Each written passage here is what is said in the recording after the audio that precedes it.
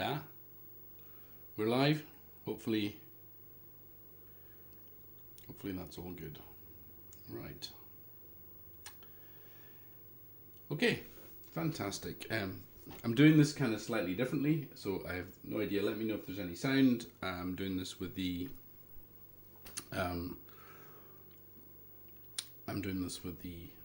YouTube Studio for the first time, so we might not have any sound. Right. So today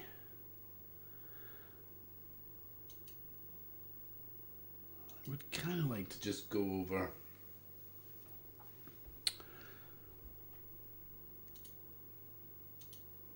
a bit of detail, a bit more detail on this, on the TF2040, and also the Rev3. The Rev3 TF360 has arrived, so we can review that. But I just want to go over some of the detail on this. I know there's been some kind of some questions about it. So first of all, that I'm not gonna talk about that. So yeah. So secondly is about the power supply rails. I've basically given the power supply. So this polygon here is, I've given it its own power rail, and you can either simply jumper VCC to VCC CPU, or you can put the same kind of regulator as we've always used on the TF360 on here. So you can either have this as 3.3 volts or 5 volts on the CPU rails. That's the kind of the first salient point about the 1240. I finally relented and put on some LEDs for some IDE activity. I think I covered this in the last video, but over here on the IDE interface, you can either have buffered or you can just put 0 ohm resistors. The boards will come with 0 ohm resistor networks prefabricated on there, pre-assembled on there. So you've got your choice of, take those resistor networks off, put the buffers on, off you go type thing. 64 or 48 meg of RAM. Sorry, 64 or 128 meg of RAM. And so a little dig there at some of my friends over on one of the forums. I've had a couple of requests about making the board really long, like just making it long so that it will fit in the side slots. And I kind of understand the problem in that you want to lock the card in place, you don't want it flopping around, you don't want all that sort of stuff. At the same time, I kind of like to give it the possibility of going in a sidecar slot for an A500. So a couple of options exist. Either I can put some holes, down the side, basically drill holes down the side, and so a bracket can get fitted. I think on this side I may actually make it eventually make the next revision long enough so that it will slot in. I think I need to just double this length and make it slot in the I think it's the front edge connector here, the front slot in the A2000 case. I think I'll do that because that's not a big addition of cost to the board. But on this side, I'll probably put holes down it so a bracket could be fitted to take it all the way out to the back plane. Yes, exactly. Error 42. Even I don't know how I handle the FAME. What a load of shit. Anyway, a couple of people have asked, could I do have this come all the way out to the back plane and put a CF card slot on there? I think economically it would be better to put to do some sort of backplane CF card solution and then a cable, because you haven't got you've got the possibility to buffer. So yeah, I'd like to keep it tight because I think it's potentially going to fit in a sidecar for an Amiga 500, or if Rob Cranley or one of the lads does one of their fantastic stunts, a modified Checkmate backplane could let this run on a 500 in a Checkmate case. So just keeping it tight and small and that type of thing would, I think there might be other benefits from doing that.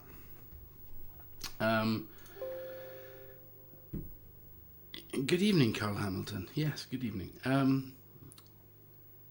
Over here you got your main 3.3 volt regulator. I may replace that. I'm going to do some power measurements on this, on the 3.3 volt, the plain 3.3 volt bus, without the CPUs in it. I haven't got that ability to do that check at the moment, so I'm going to, maybe on the next revision, because this is the Rev 0. Rev 0 is pure prototype. It's what I call is like, it's never ever going to be released to anybody, and it's never going to be supported. So I will make breaking changes that mean firmwares in the future won't work with this particular board.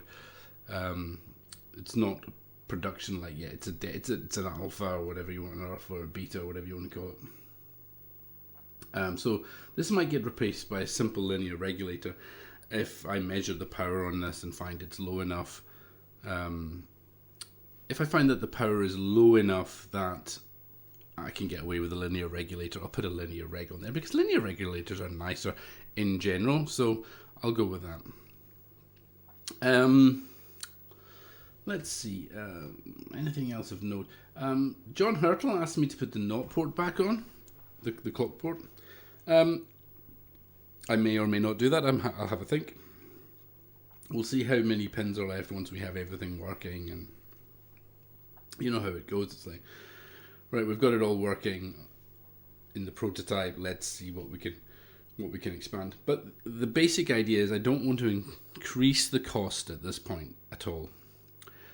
There's a specific reason why I don't want to put a ROM on there for an IDE interface. It's because I don't want to add cost, add a chip that you might find it difficult to get. I know that people can dismiss these things and say, well, that's, pretty minor or blah, blah, blah. But honestly, what I might do is I might consider as an alternative firmware that, or an alternative way of running this, so that gale, I think one of the lads had a really, one of the lads on A1K didn't like gale emulation. It's like, gale emulation is crap. Well, I mean, with gale emulation on the TF360, I'm getting between 4 and 5 megabytes a second. So what's so bad about that? And you'll get the same here, or you should in theory, because the CPU to bus, CPU to RAM path is pretty close. So it might not be absolutely as high as that, but it's not going to be a kick in the pants off it. So what are you turning your nose up at? It's like you're turning your nose up at the driver. Well, I can hand you a replacement driver. We've got a replacement driver that works better if you want something better. I might work with Eric on that. So yeah, this is really the. I don't think there's that much more to go on this one. I think, we've got exactly the same PLL, same oscillator, same tech really all round. The clock port might go back on. Let me know in the comments if you think the clock port is something you would really want to use on an A2000 or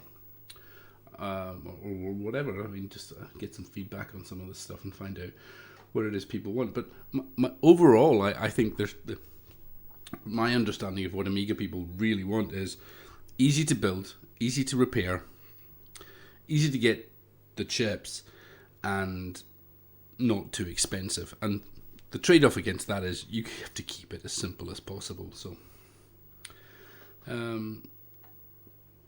yeah. So, I'm gonna switch it to my ugly mug, just a second. Yeah, there we go. T-shirt. I've not actually worked up the courage to wear this T-shirt at work yet, but I'm getting there. I'm building up to it. I'm building up to it. So let's see. So in this, I don't have it on the cam at the moment, but I have the TF. Sorry about hitting the mic there. I have the TF360 with the Solace board running. Let me just show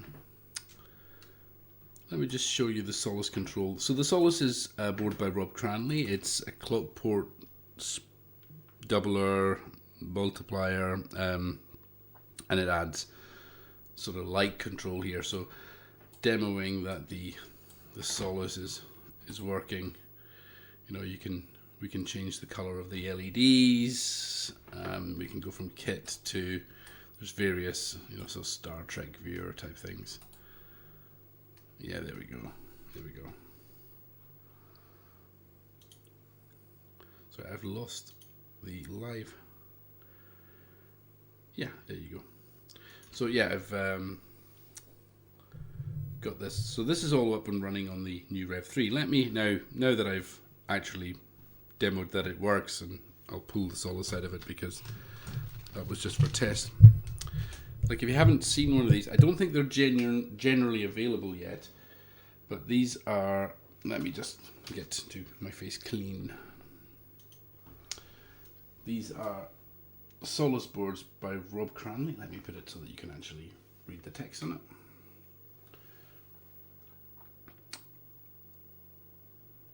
And Rob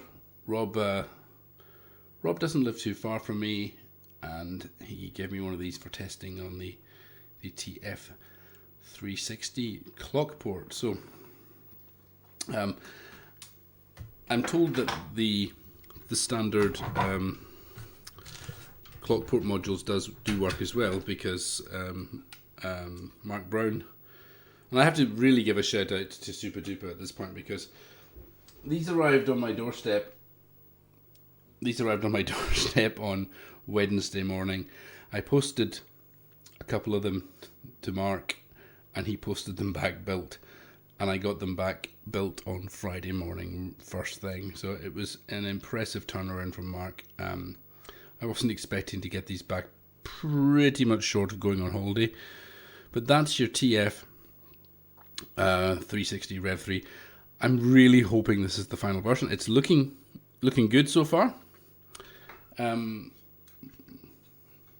Wi-Fi is working. Clock port has been flipped around so that on the Rev 2s, the clock port had to be risen up, and like a normal clock module would end up pointing down over the CPU, which got in the way of your fans and your cooling. I just took the view that, well, since I was respinning the board for another reason, I'll flip that around and have it point out the back. I hadn't appreciated that would have been a pain in the ass when I originally put that on there.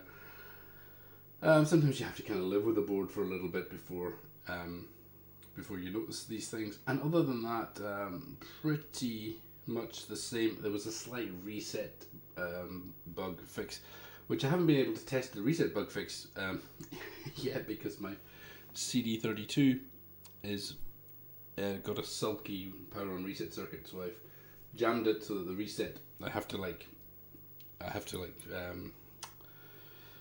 it doesn't do a proper power on reset on this motherboard at the moment. So yeah, there's some issues, but other than that, it's looking pretty cool. I quite like it in that color. However, I have been told by one of my mates that the purple solder mask is not as strong as the other varieties, and I have to say, looking around on the microscope, there's just tiny little scratches here and there. I'm going to tend to concur with that assessment. It looks fantastic, but it might not be doing as good a job as you think. So let's just check the chat before we go much further. Yeah. Okay, so yeah, that is your TF 360. I'm just looking at it to see if I can think of anything else. I'm also going to demo. I don't know if I had demoed this before, but I'm going to demo a little little application called Squirt for the Amiga. Now, disclaimer: do not go searching for Amiga Squirt. You will get completely inappropriate results, especially if you do it from a work computer. I take no responsibilities. But if you search for Amiga Squirt GitHub, you will get the right result. But just don't search for those terms without also adding GitHub on there, or you will get a shock and possibly fired. Just for full disclosure. So let me just plug this guy back in, and we'll just do a quick demo of it booting, and then we'll move on to, well, we'll just move on to onto chat and see what anybody wants to talk about. So one of the things that has been really sorted in this latest version is the boot speed.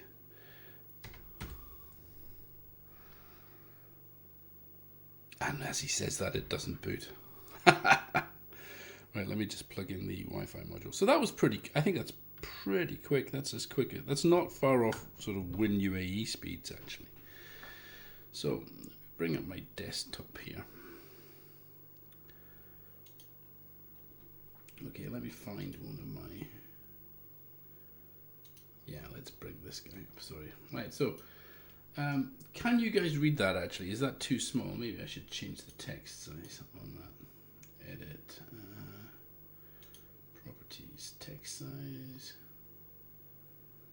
font. Let's go for 24-point font, that's probably good. I could probably do that with my eyes these days anyway, so there's this application called Squirt Amiga, and what you do is you compile it. It's a set of Unix tools. You compile it, and when you run it, it connects to your computer, and you can remotely do stuff. Now, I guess there's a lot of you probably thinking, why would you want to? Telnet, blah blah blah. But Squirt does things like, I can do this. I know this is going to trigger a bunch of people on the Emacs. Let's see if this actually works before I make too many more bold claims, but it's a bit slow. That usually goes quicker, so I think something is sulking.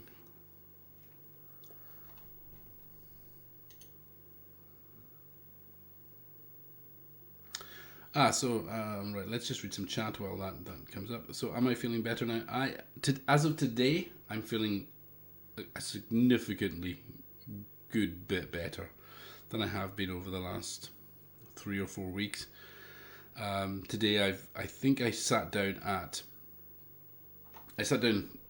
and worked and actually got stuff done in my job. So up until now, I was just answering. Until the last week, I've been answering emails, and really just I've had such, I don't know, the best way to describe it is like a fuzzy or a woolly head, where I couldn't really think properly. Yeah, that's not working. Let's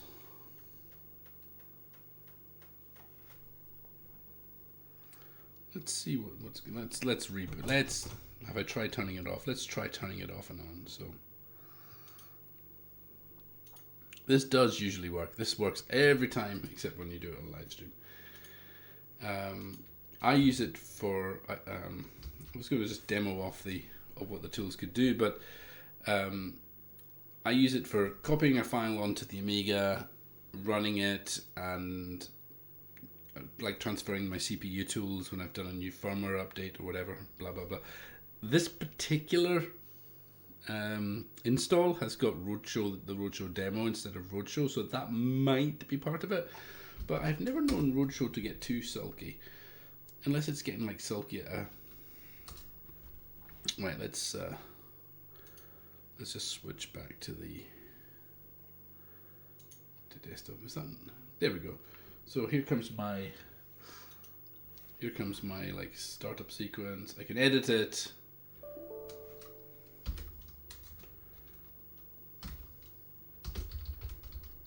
I'm just going to put something innocuous in there. And then I'll switch over to the Amiga and see that it's, you can see that it was actually done. It's like doing the saving thing now. It's more sulky today than I've seen it for a while, so maybe that won't work. But in general, I've been able to copy files over. I can wget stuff, obviously, if I've got the network set up. All that sort of good stuff. I can use the the exclamation mark CP to copy something locally to the Amiga.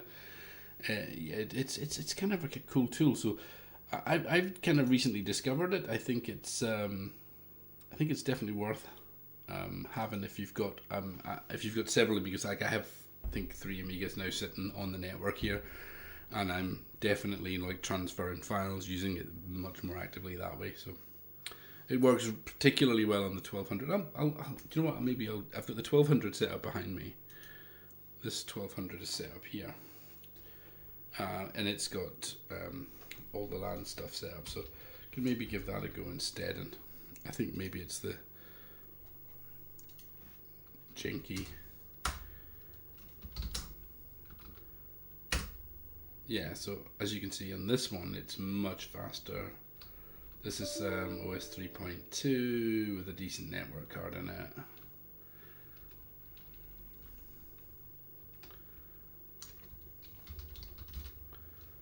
And you can do things like CP, I don't know.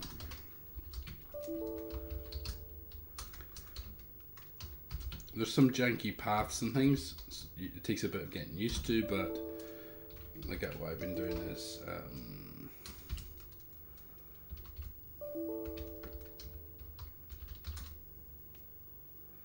like I can just copy the CPU speed command like that. So just a really useful little tool. I'm really pleased with it. Big shout out to the authors.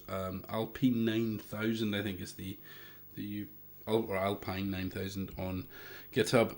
Very useful little utility. Really enjoying it, making my life so much easier.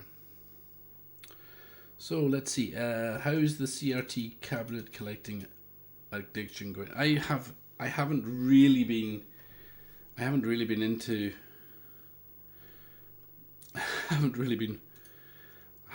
doing anything with that lately. It's thing about arcade machines is you get a good workout moving them. So I haven't had a chance for that yet. So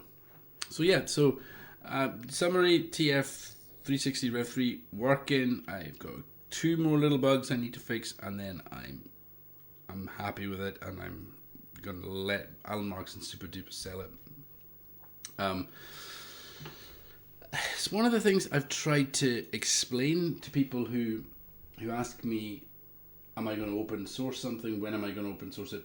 Blah, blah, blah. So here's what I do, right? So at the moment, I speak to a bunch of builders and I say, look, what's your appetite for building this card? What's your appetite for building that card? And they say, well, yeah, I'd like to build it. I'll commit to building 50 cards, right? I'm like, that's fantastic, right? So you're going to build 50 cards, right? I'll put it on Amiga or whatever, blah, blah, blah. Fantastic. And they go out and they buy like 100 Xilinx CPU LDs, right? That isn't cheap, okay? I don't want to leave them. I don't want to leave them out of pocket. I don't want to leave them hanging by giving out the jobbers at that point. So, like with the TF360, so 1260, we sold quite a few. It came to a point where I said, well, look, after what's everybody's stock levels, don't replenish your stock. I'm going to open the jobbers at this point because I think it's fine. And everybody said, well, I've got this much stock, I've got this much stock. I said, right, well, fine, we'll alter it, make it that level, and everybody can get out. Nobody's got too much money in it, that they're out of pocket from it, and everybody's happy. Nobody's like, I don't want to leave people in the lurch financially, because if I do that, then people won't build my cards in the future. So it's a balance. It's about making sure that the initial batch is done by people who have committed financially to doing that, and making sure that they get enough cover to sell it, and then, but also at some point, when it's clear that either we've sold enough or there's no interest, I'll let the jobbers out, etc., etc. I hope that makes sense. It's not about sort of getting the best price. It's just about protecting the guys that build these things, because I'm actually not even doing that anymore. It's Alan Marks, Super Duper. I think Goose is signed up for the TF 2040. He's also going to do the TF MSX, or he's going to have a look at doing the TF MSX. So I mean, that's fantastic. That means people are going to get these boards, and that's really all I care about, is that people get these boards and people are enjoying them. So I would rather take this approach, which is slightly less open, but make sure that people get the cards and make sure that the people that are building them are not screwed enough that they don't want to come back for more next time. So right, let's just check the chat. What's the point of saving a few bucks on a ROM when the CPU alone costs a kidney? Because every little bit, but it's not just about saving a few bucks on a ROM, okay? I pick up, if I add a chip, there's a percentage of a chance that that chip goes unobtainium. And that's, and then the whole board can't be built, right? So, and especially in this kind of economy that we're in right now, in this setup that we're in right now, if I spec a chip that's unnecessary and that other things reliable, or it's a nice to have feature but other things rely on it, then I've built in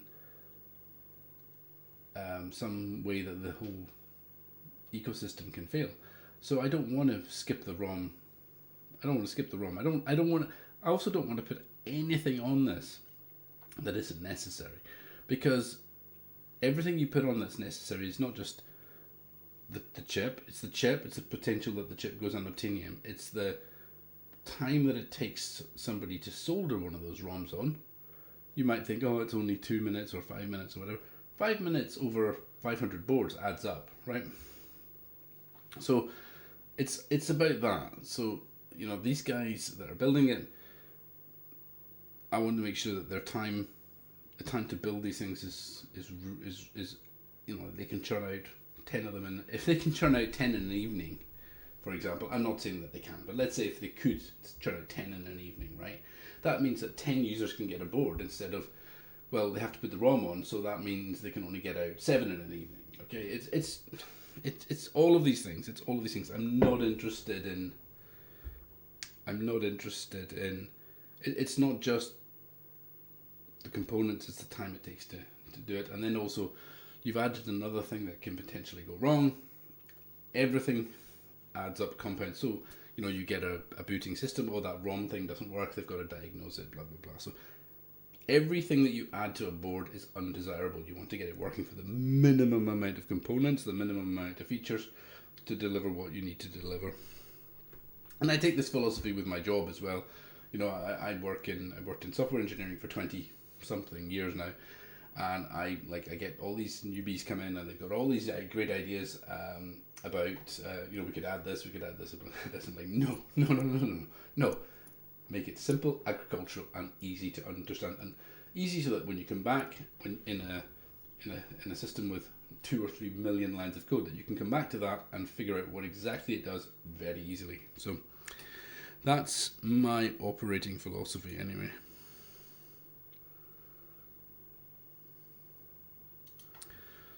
So you've also got the option, I mean, let's just take the counter argument of the why would you be objectionable to having a ROM? You can make your own Kickstart ROM. You know, it's pretty simple.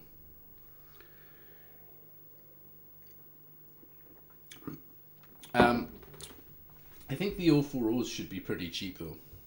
I think the 040s should be reasonably cheap. Hey, it's great to see TF rise from the ashes again. Thanks, Cam. Martin Clark, welcome to the stream. I mean, I know you were sort of like playing devil's advocate there, Platts. I'm not having a go at you. I'm just literally saying, you know, there's these options. If you want the gold-plated option, then there's other people that make those options. You know, it's like, you know, you're basically getting the minimum possible feature set. But honestly, I think that that's what the majority of people want. And there's other people that, there's other people that want X, Y, Z, A, B, C, and D afterwards, and they'll never be happy no matter what you provide. So I don't want to cater for them. I just want to cater for the guy that wants an 040.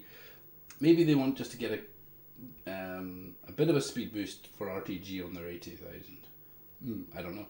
I'm thinking also by keeping the form factor small, it might fit in the checkmate case. This was kind of a secondary consideration. I thought about this after the fact, but at least for a prototype, I want to keep it as simple as possible anyway. Right, I was going to talk about something else. By the way, this t-shirt is from Banjo Gaioli. It's one of my favourite t-shirts, so I think you can go over to his either YouTube channel or Twitch channel and order these. So I find it particularly good for perturbing my wife. She really doesn't like this t-shirt, so it's a good way of trolling her. Okay, so maybe have a quick... If people don't like code, then you can probably check out now. Because, but feel free to keep asking questions while I delve into the realm of how I'm approaching the coding of the TF2040. So as usual, I wonder, can I increase the font size? Can I just scroll it? I can't do that.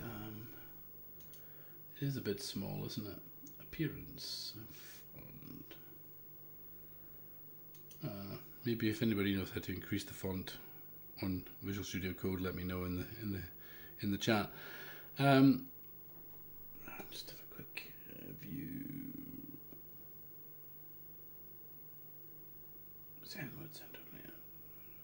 No, I'm not seeing it. Preferences. See? Text editor. Search for font.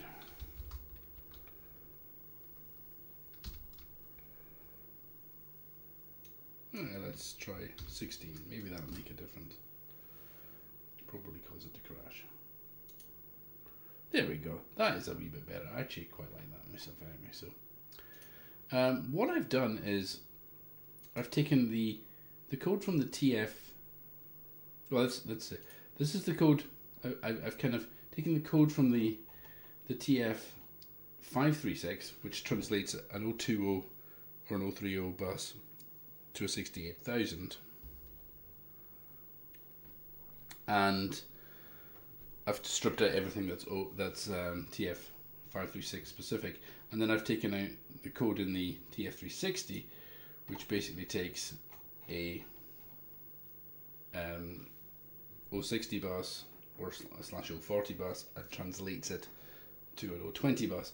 So by sort of kind of meshing those two together at a sort of top level, where I've got the 020 to 060 to 68K, and then that's what you could call this.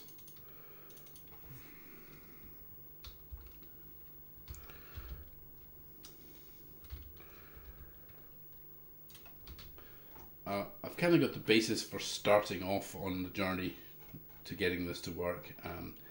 I mean, I have to say, I think that it's pretty nuts, a pretty nuts overall thing to be doing, to be trying to make an 040 or 060 work on a plain 60k bus. You know, it's the architecture of the 3000 and 4000, 1200 and CD32 is much better suited for the accelerators and stuff, but we'll give it a go. It may or may not work. I'm pretty confident I'll get something to work. Don't know what the performance will be like though. We'll have to. Oops. We'll have to. Did I just kill it? Yeah, I just did. Sorry. Yeah. Will you be using Xilinx CPUs on the new card? Sorry if you already said. Yeah, it's the same Xilinx CPU. So I mean, in general, what I also try and do is make sure that if one of my builders has got stock of chips, those chips can be used on a variety of different boards. So, they're not ordering components for a specific board if the demand changes. Like, for example, the same chips are used on the TF536, the MSX, the TF360, the TF1260, and there'll be one on the TF4060. There's a new chip on the TF4060 that we haven't used elsewhere. I have had considered and have toyed with the idea of putting the FPGA backporting it onto some of the older cards. But then at the same time, I think, well, then how is that going to help people who've already got the card? So it's not. So, yeah. Have you ever thought about doing other add-ons that people struggle to get these days? Network, USB. I mean, it's a good question. The network cards are easy enough to get for the 1200, the PCMCIA ones, and there's a very basic network solution that you can plug onto the TF360. I haven't really dived into big box Amigas much yet. This is with the 4060 and the 2040. Then those two are then sort of the big box Amiga jobs. I'm not against it per se, but you can get you can get a ZZ9000 that's got a network card on it, for example. That's a great addition for a big box Amiga. So, USB, I don't know. I mean, I don't think I could. I don't think my power supplies are up to it. I think if I can make a joke about that. I've seen the pain that Jens has taken on the USB clock port card he has, and I'm happy to leave him with that pain. I think is probably I'm happy to leave Jens to have the pain on the USB, I think.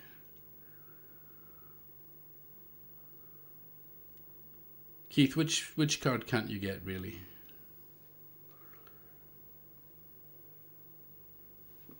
Right.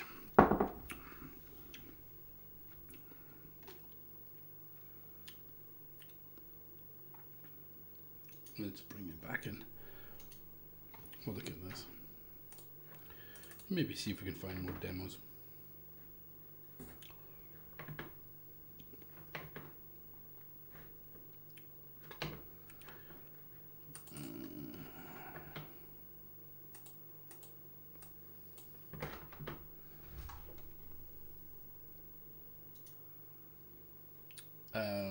Okay, I didn't know that nobody could get it. I have one, so sorry. I didn't think challenge RTG for the 1200. I mean, honestly, I don't want RTG for the 1200. I like everything as it is, so I can't see myself doing it, unfortunately, for you guys. But for me, I don't know. I know there's people that are like RTG. I'm like, why do you want RTG? I want to actually use the original chips on the Amiga. If I'm not really using them, I'm not feeling like I'm having that Amiga experience. I could just, I could just use an emulator or whatever. I don't know if you guys can understand, but that's kind of my take on it. So what I could do is I could reboot this. So this is the reset bug on this particular CD32. It's only to this CD.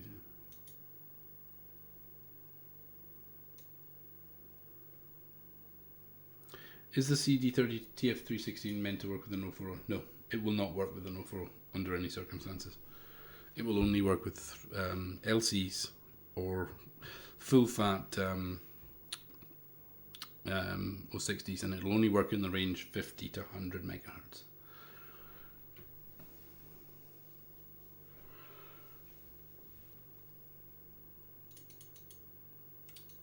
Ah, good evening, Rennie. Yes, you want to use an Amiga and not a PC. I do want to use an Amiga, not a PC. That is exactly how I feel. So, yeah, indeed. Right.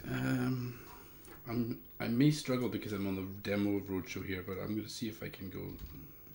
I'm going to see if I can.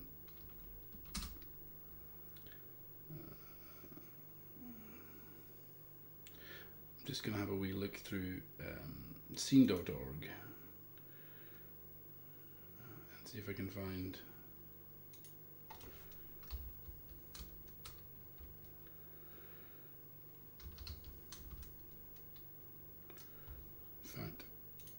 I think I have it here. Let's go. Sorry if you're staring at a thing. In fact, let me just switch your screen over here so that you can actually see what I'm doing. Because what I want to do is find, I don't know, find a demo, download it, and run it and see how it goes. So we'll read some chat while we're doing that.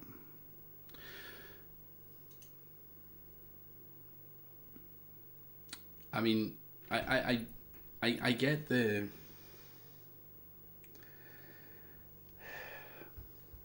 I don't know. I just, for me, it's like if you keep bolting stuff onto your Amiga, at some point it's not an Amiga anymore, right? That's how I see it. Sorry. You know, if you bolt a Pentium processor onto your Amiga, or the things that a Pentium processor can do onto your Amiga, then it's not an Amiga anymore.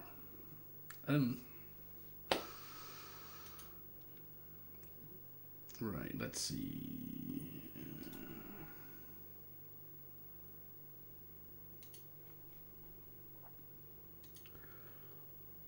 Let's see what we got here. So this is one of the things I think is quite cool with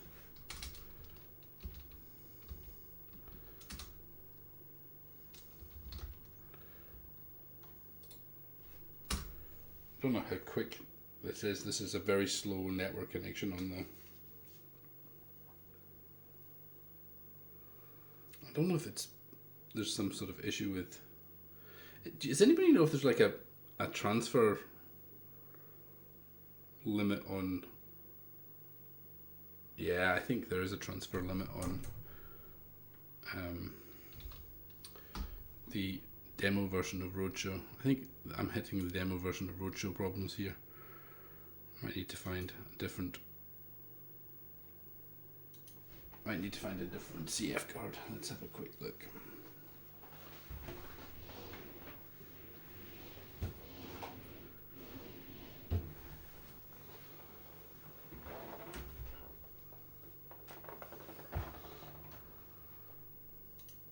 Or maybe just install the real proper version of Roadshow. Maybe that might be the answer actually. That might actually be the answer. So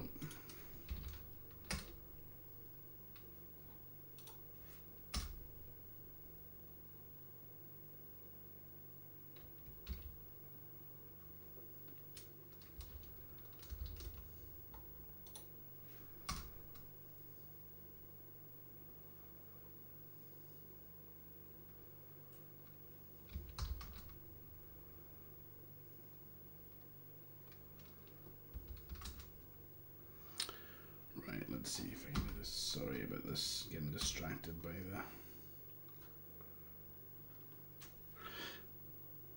Yeah, I think it's the. Yeah, I think it's the demo version of Roadshow. I'll need to do something about it. Oh, maybe I've got a full version of Roadshow in this one. Let's see. I think this is Chucky.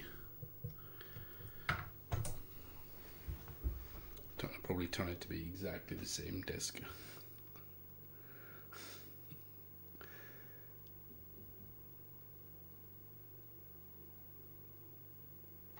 In the meantime, let me continue with my mega pint of red wine. It's definitely the only cure for COVID. No, it's not happy with that CF card.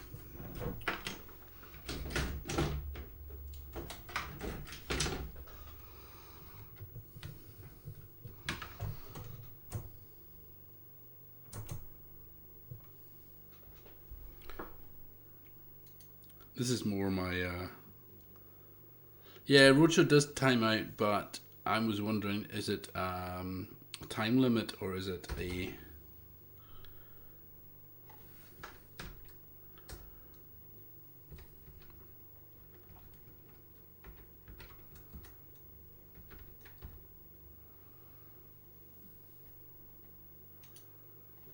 right?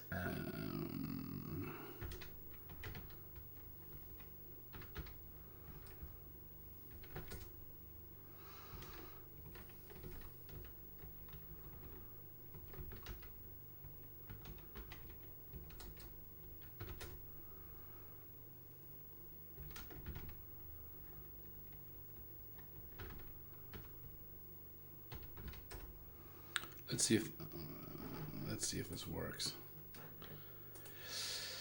Yeah, I don't think it's even run set patch at this point. This is because this is a 3.2 install, and the thing that drives me nuts about 3.2 is it won't boot on a 3.1 ROM by default.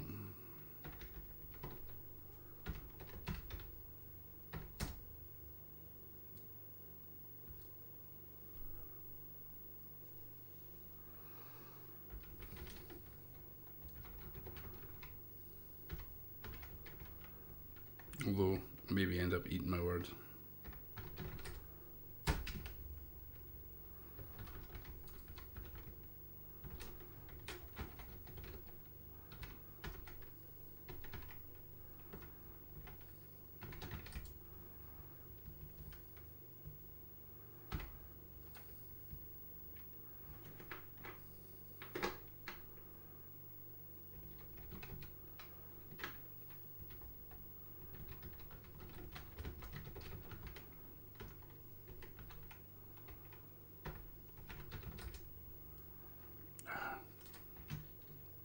I think it's even assigned C, yeah. Have a look.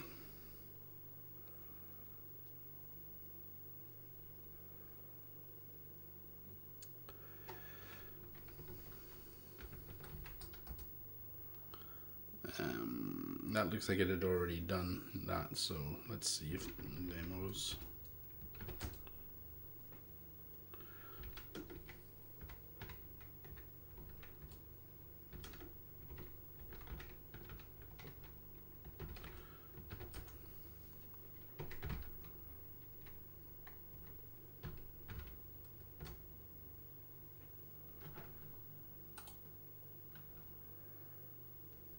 Oh, this isn't the full 060. That's why. Whoops. I bet you're all seeing that in the chat as well.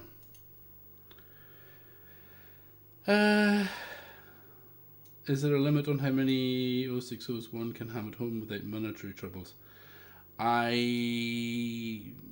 comment. I cannot possibly tell you how many 060s I have. I don't even know. I found 3 Rev 6s that I didn't know I had recently, so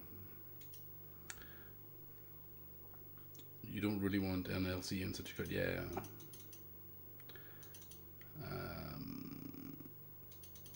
How are you feeling? It took me an extra week to feel normal. Yeah, it took me a whole week to get. So I tested negative a week ago today. It was really today that I started to feel normal again for the first time. I didn't feel good until then.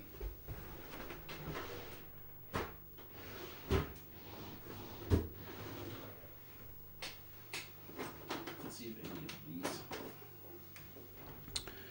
these are decent. So that's Alan. This is Alan Marx's demo. I had a proper setup for this machine somewhere, but I also need to find a Rev 6 because, yeah, Rev 6. Right, so that's, as you can see, that's pretty quick booting. Let's see, demos. This is Chucky's demo. I think Rise and Shine needs an FPU, and I don't have one here, but let's go for grind demo is pretty decent. Let's go for that. This I generally tend to test with the absolute most shockingly crap off the shelf from China 060s, because if I can get those guys up to 94, all of you can. that's the general, thought process on it. It's like, if I can get them up to high speeds, then you guys are going to be able to enjoy them at high speeds. So yeah, I'll just leave you with this demo while I go and find myself an 06, a Rev 6 somewhere. Headphone alert. I'm going to turn on the sound. It will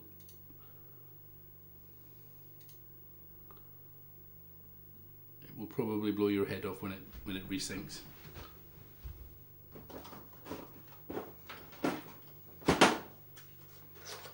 If it resyncs.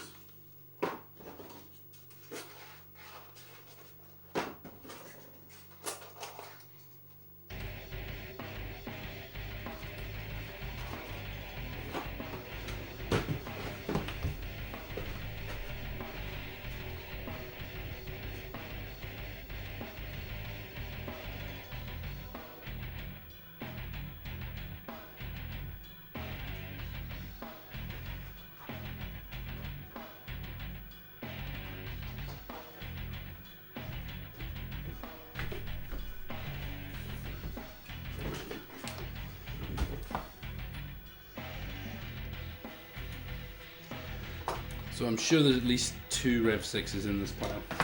So I'll have a look.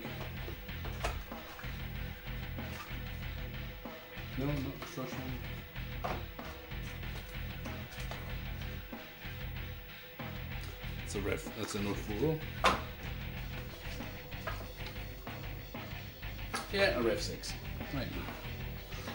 Pulse that out there.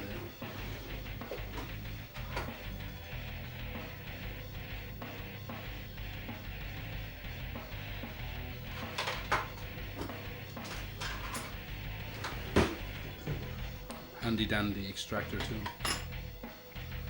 I think my my other Rev 6 is in the.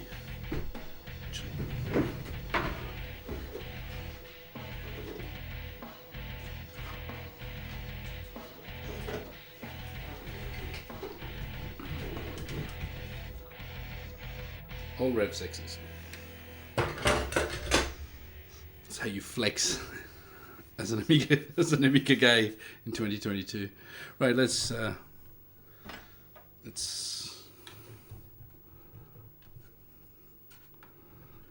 you all hate me now. Like, as if you didn't to start with. Oh. Yeah, there we go. Right, so that's here. Shady. Let's make sure we put it in the right way round. That way.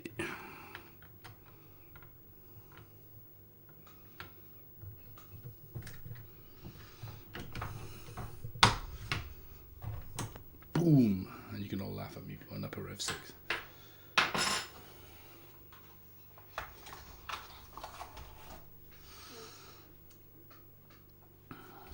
Yeah.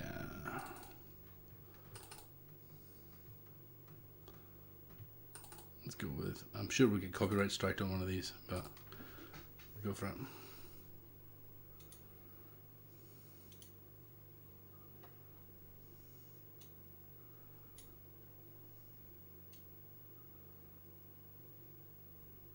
It's still doing something. I don't know what it's doing, but it's doing something.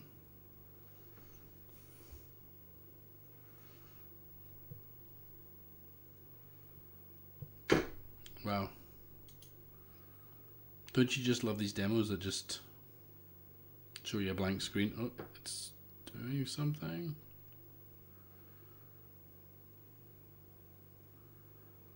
The hard drive light's flashing.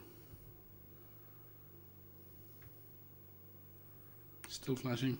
It's pre-calculating, but it doesn't bother to put up a screen saying pre-calculating.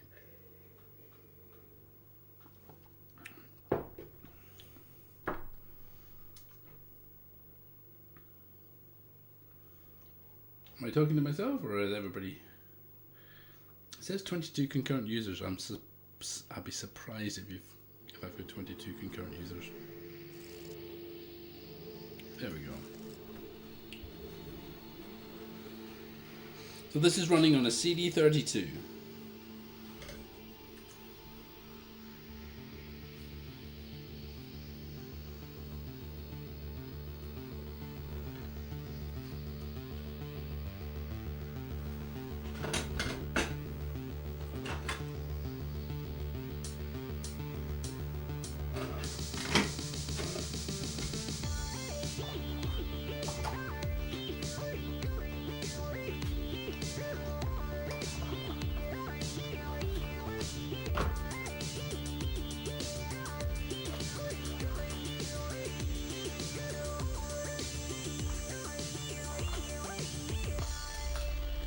Thanks, Rennie.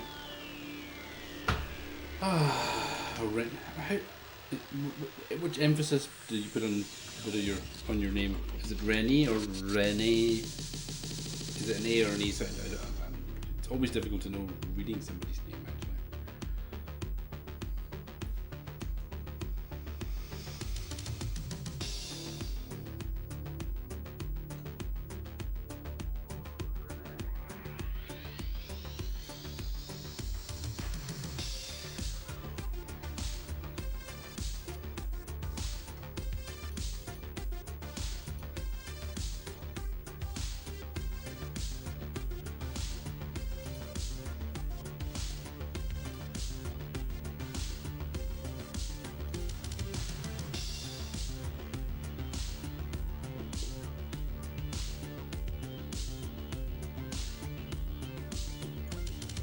Renee.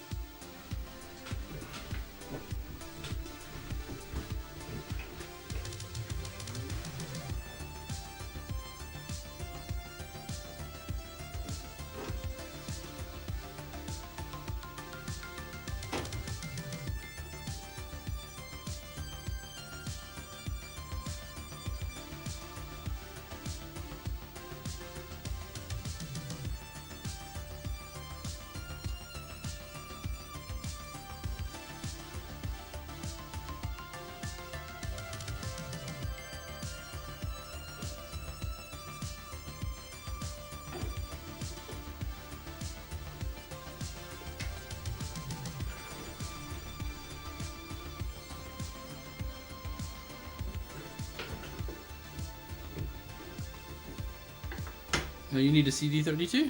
Okay. I can have Chucky provide you with a TF360, but I can't find you a CD32. I'm sorry. I wreck them quite a lot. So let me see if that one of those other.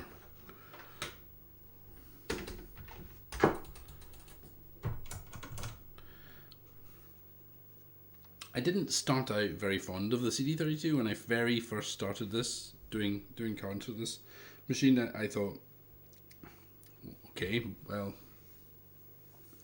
I had one and it made the card I had it made the machine I had useful because the CD drive didn't work in it at the time. Turns out it was just the flex cable that was broken, because Goose kind of figured that out. So,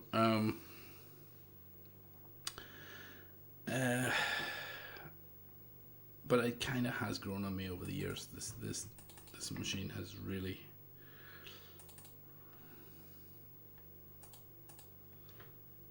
This machine has really grown on me over the years.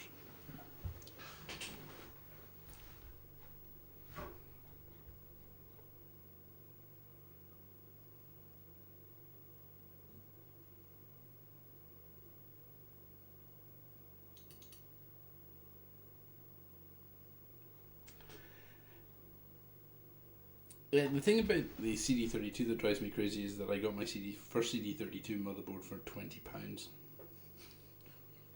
You won't get one for 200 now.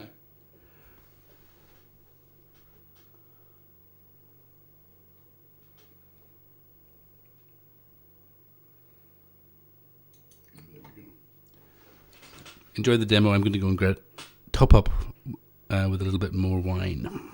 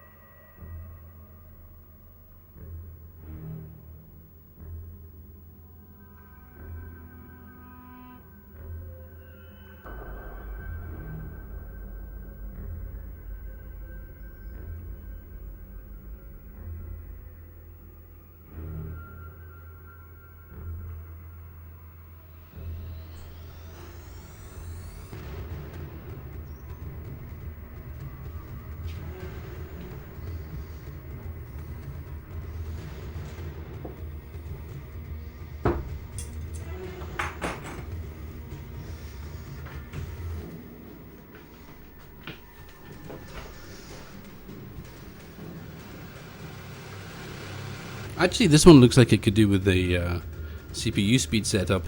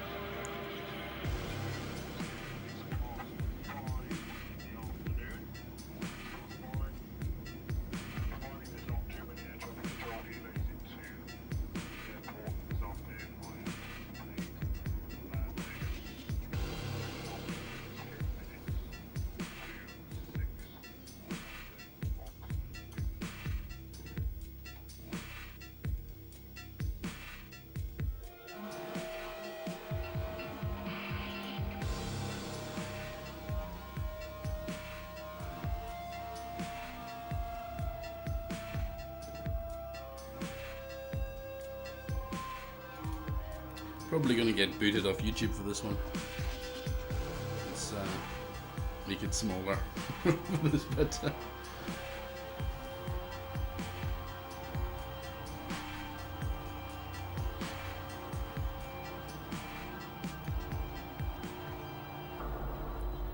So emergency over, megapint restored. Let's catch up on some chat.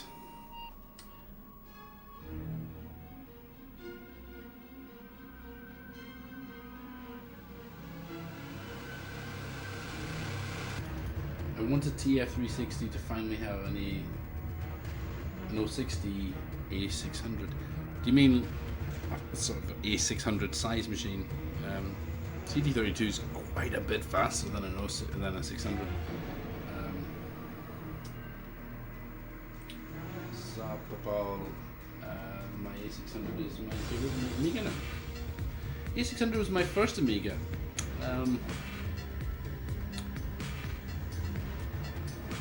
The only reason I don't do accelerators for it is because it hasn't got an accelerator slot. It's a support nightmare to try and do something like 200 quid now. Yeah, prices have been crazy ever.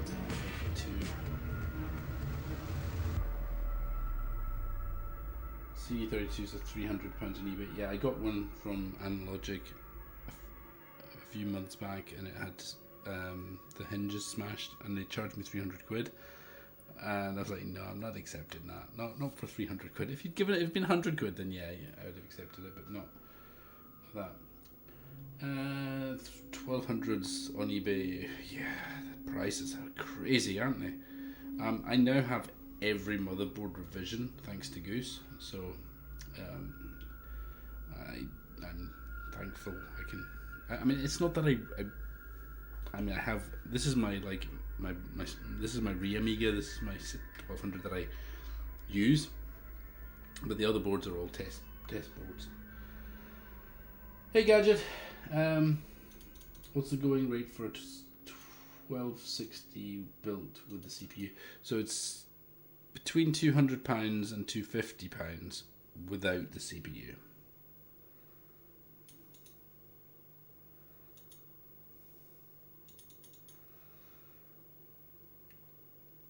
Right. So, by the way, Gadget, just so you know, there is a TF MSX in the post to you. But speak to me before you solder anything on it. And the STM32 is not soldered down. It's kind of stuck down with flux. So, just so you know, it's not actually stuck to the board. It's not soldered down. It's just kind of held there by the power of flux. Yeah, so... Yeah, this is just another look at the... Whoa! The temperature on that 060. My God. Right, so... Let's see what else we got in here. Chucky's demo stash. Metropolis. Yeah, let's go for Metropolis.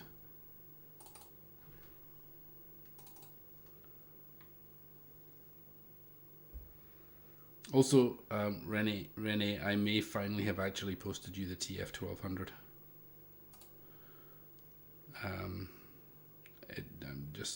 I've been a disaster area when it comes to posting stuff abroad lately.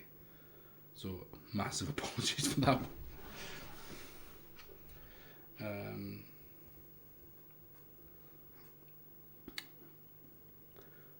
So there's two...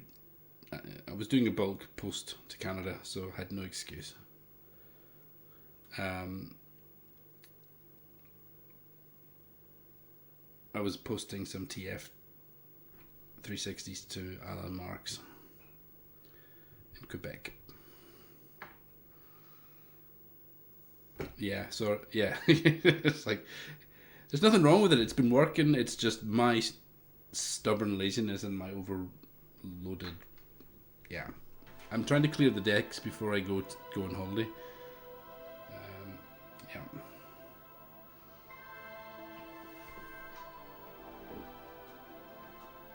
I can leave you some other accelerator porn just here.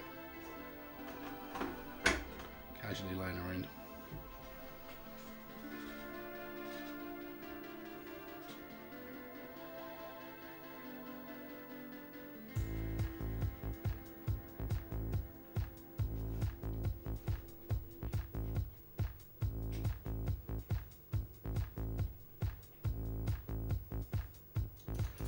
So I think that if we're just discussing Analogic, I think their business model is they don't want to sell it to you unless you're desperate.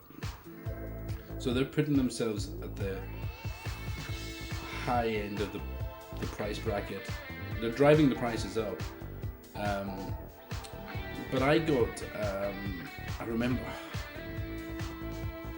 my wife asked me 2016 what would I like for Christmas. I said, could you get me a CD32 from Analogic? It's 90 quid.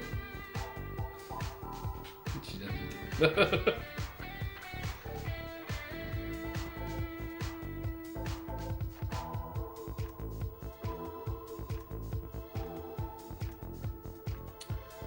Yeah, I hope everything's alright, Gadget. I personally have had, you know, both my parents have had COVID, my brothers had COVID, both my young nephews have had COVID. I mean, my little nephew, he's only 6 months, his eyes and everything were just puffed up. Oh, he looked like he was really miserable. My brothers had it before, they've all had it before. My mum and dad haven't had it before. My dad has had a lung removed from cancer, and we were really worried he was going to get it bad, but he seems to be fine. Thank God for that. So it's been a bit of a stressful week. Yeah. It's been a bit of a stressful week. I'm finally back on my feet. I feel like I'm ready for. I feel like I'm ready to get cracking again. I can't believe I managed to produce a TF board while I was out sick. So.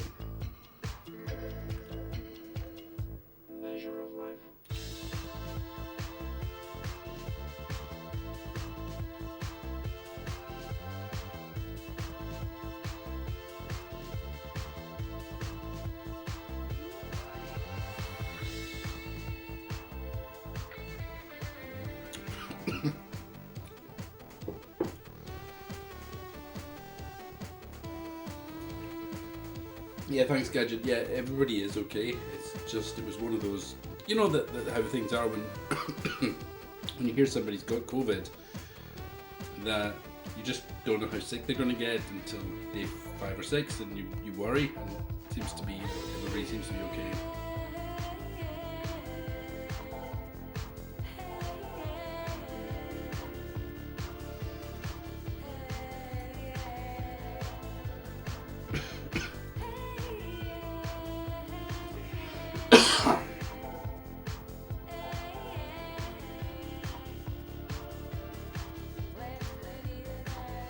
So, Zapapal is stockpiling 8375s from A600s. Yeah, that's a plan. Yeah, that's a good plan.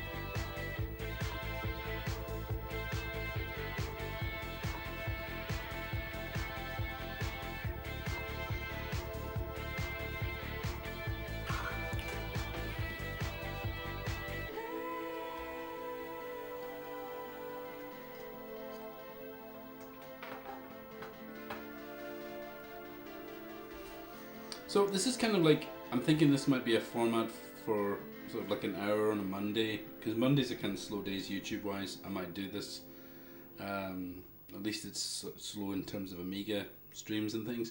I might do a Monday 9 PM UK time, not every week, but try and make a sort of update, and then we'll watch some demos on whatever we've got on the bench at the time. How does that sound to people? Is there any... We could tweak the format, I guess, but it's just a kind of idea, I guess. Starstruck, let's go for TBL.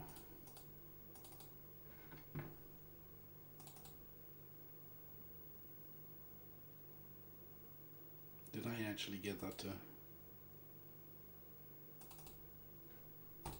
There we go.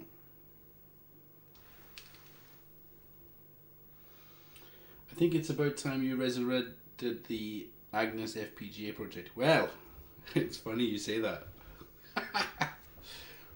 Because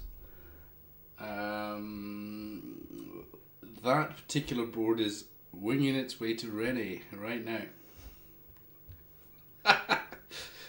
somebody else's problem. Oh, not enough memory. Okay, let's reboot. I also have a... Let's see if I can articulate this in my current inebriated state. What I would like to do is compile a list of demos, somehow in a sort of just community way. Compile a list of these demos like the Elude, TBL, the really good demos, right? And the criteria I have for them is that they must exit clean. Okay? They can't just hang around on a screen that needing you to click a mouse or whatever. They have to exit clean. We can have a patched version that exits clean, that's fine. It could be a WHD load setup that exits clean, but it has to exit clean. And I'd like to get a CD together on the CD32, and in such a way that you insert the CD on the CD32 and it just randomly plays demos. And that's what I really wanted to... I don't care what technology we use, I just want a big, long pile of demos that are on a CD that can run on the 1200 or the CD32 with an 060. We can get swankier about setting up requirements based on whether you have an FPU or not an FPU or whatever, but for the first cut, just want to get a big long list of demos, and that they must exit after 12, 15 minutes max, right? And I would just like to stick a CD in a CD32, shut the lid, boot my CD32, and it just plays demos all day.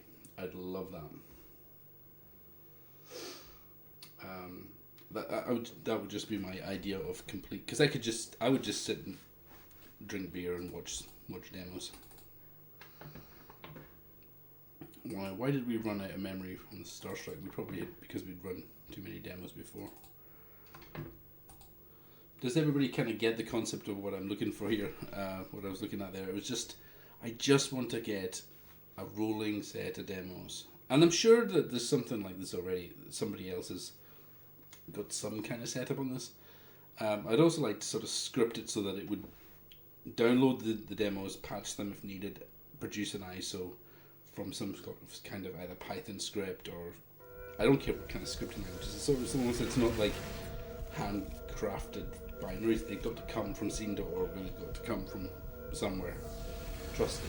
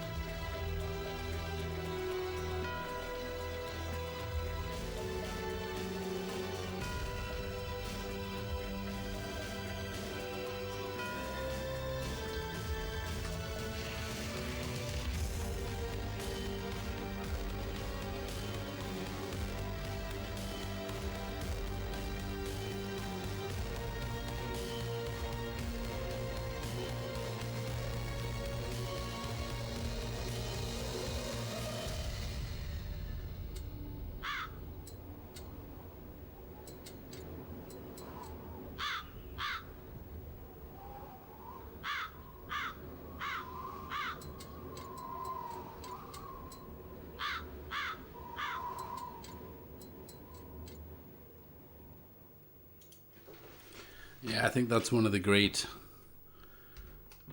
060 demos, that one. I do like it.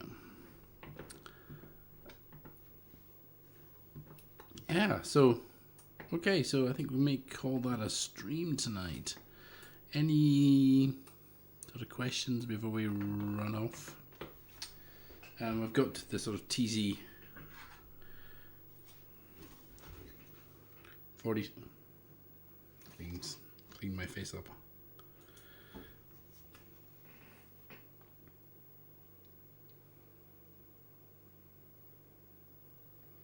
$4060.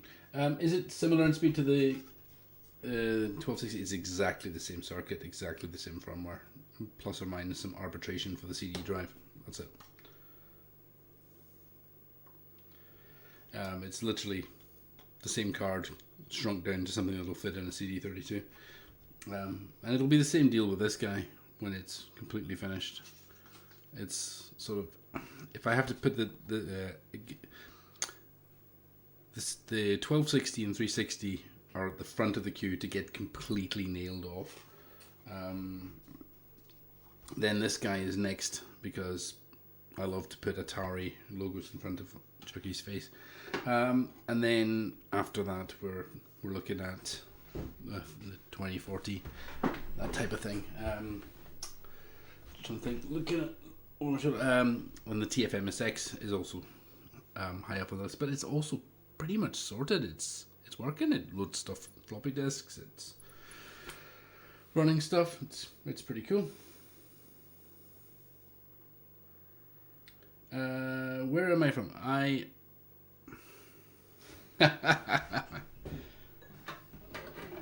Okay, can't resist. This is the way we do it in the Western Isles. I'm from the Western Isles of Scotland. I'm specifically from the Isle of Lewis, but I live in Glasgow. And we talk like this, man.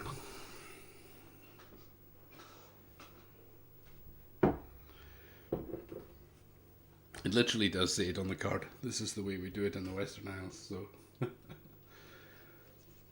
2040 would be nice. CPUs are still cheap, but it also gives you the option of the 060 if you have an LC 060 kicking about. So yeah.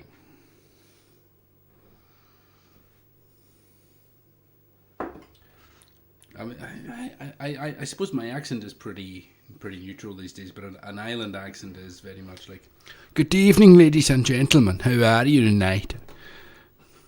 You know, it's very different from central Scotland, I think, anyway. Martin Clark, not far from there. Yourself, cool.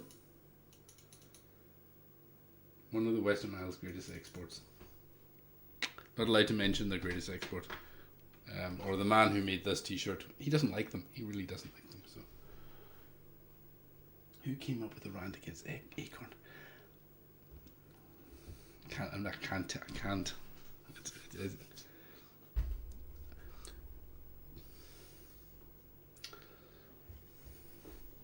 Boston accent. That's what I sounded like when I came to Glasgow, man. If I start talking to my brothers, I'm totally talking like that. You know, Stornoway. Totally talking Stornoway. Headed over to the Shetlands. Shetland Islands got a lot more different things in its accent. You mean to say? I do like the Shetland accent. And I'm famous whether or not I like it or not. But I'm not famous in the Western Isles, and that's all that matters, man. That's fine. By the way, just for anybody, this is just by the by. I today booked my flights to go to Amiga 37. So, if anybody is still thinking about going and haven't made up their mind about going, there's still tickets available. I think there was the last time I looked. So I'll be probably be sitting behind Chucky's stall. Drinking and might be blethering away to Ravi Abbott. That's probably what's going to be happening. Blethering to Ravi, and talking Pesh, basically. So, but I will be at Amiga 37. I've committed to going to that now. So, I am going to wear stab vest as well. Though that's all right. Me at an Amiga convention in Germany, I need a stab vest. It's.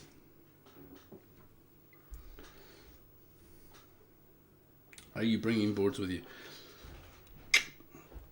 I'll bring it. There'll be a 4060 definitely for show, and if we have it working, we'll have a 2040 as well. I think Chucky will probably be bringing other things, but I'm not going to bring loads of stuff to set up on his stall. It's his stall. He's got a table where he's selling stuff. I'm basically going to come along and annoy him for a couple of days. Is that in Germany? Yeah, it's near Dusseldorf. I booked my flights and hotels and things, but it's near Dusseldorf.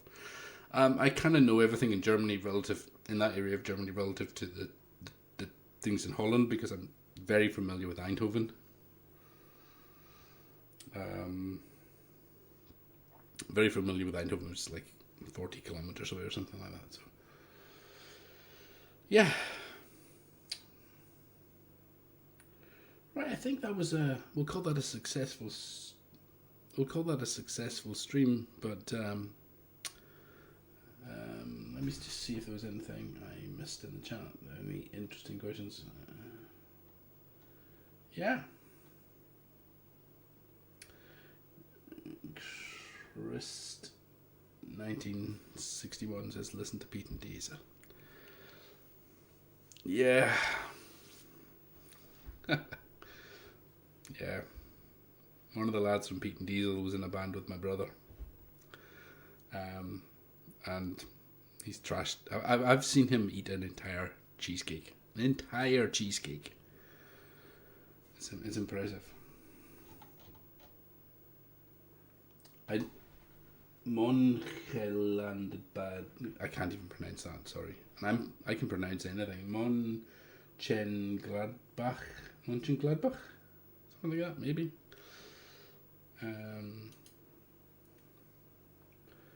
Yeah, so I will be at Amiga 37. There's also, by the way, just as a by way of an announcement, there's a Scottish Amiga users group meetup on, I think it's either the 13th or 14th of August at the church at Crossmaloof, which we always, is it Xilinx Methodist Church? I can't remember.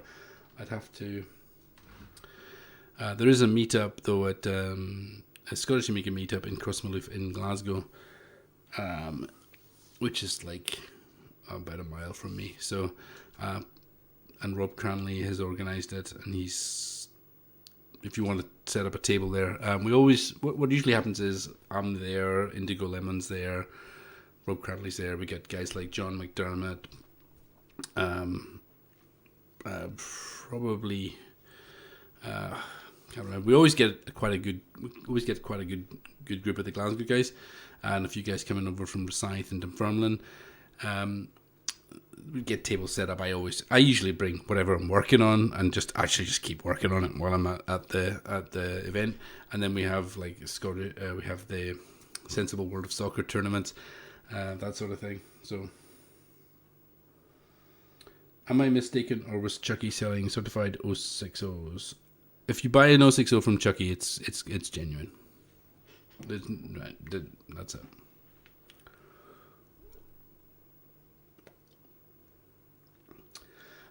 Chucky Gang has appeared. Are you back? He's back from Russia. He's been running 060s over the border into Russia. That's what I heard anyway. So yeah. I will be at Amiga 37 with Chucky, annoying him, getting him drunk, that sort of thing. Trying not to get stabbed. I will be at the Scottish Amiga User Group event in August. Just down the road from me. So tickets for the Scottish Amiga meet? No, you just wander in. It's not even my etiquette says I hand Rob Cranley 10 quid because he always pays for the hall, so I always stick him 10 quid to cover it. I think it's works out. It was the last time, I think it was 150 quid for the hall for the day, so if 10 of us give him 15 of us give him a tenner, he's not too far out of pocket. Oh, and my massive troll that you can clip this, if anybody wants to clip this, is the TF360 is ready, and you can order them from Chucky right now, and I'm going on holiday.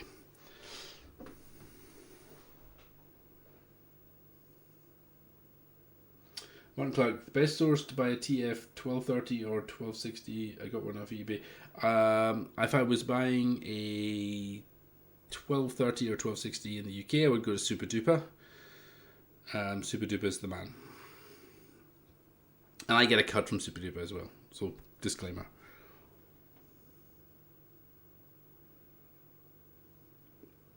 If you buy a 4060 from Chucky, it's genuine Atari. Classic. I love that. Yeah, that joke is never going to get old. It's so good. And you know when you're laughing at your own joke and you think I shouldn't be laughing at my own joke, but it's so good. I'm gonna get him so well. Yeah. There we go. How to contact him? Super Duper. If you private message Super Duper on either AmiBay or Exos Forum or EAB. Same for, yeah. I mean, let's go for the one that I use because this is my favorite. This is my favorite. The Atari Troll was ace. Yeah. I mean, if you contact Super Duper on that, private message Super Duper, you will get sorted out with either 1260 or 1230. Chucky loves me now. Yes, he does. He always has. It's been a hate relationship with Chucky. So, all right, guys. Really thank you all for watching. It's been good fun, and I'm kind of liking this sort of Monday night, sort of like quiet Monday night stream. So thank you all for watching. I'll keep you up to date. I may not stream next week or the week after, but I will be back after that. And just to sort of like recap, I've got a new version of the TF360 with a new firmware. I have a new firmware for the 1260, which everybody's gonna, well, maybe you don't want it, but it's more reliable about clock switching. It's faster. It's the business. I've got one of these in the works, and I've got so many boards in the works right now. I'm just trying to work out how do I get through the queue. Just like work out how do I get through the queue fast enough. So yeah, I'm going to sort of mark out a Monday as my streaming day because it's kind of quiet. Nobody else does it. And yeah. All right, guys. Thanks for watching. Take care.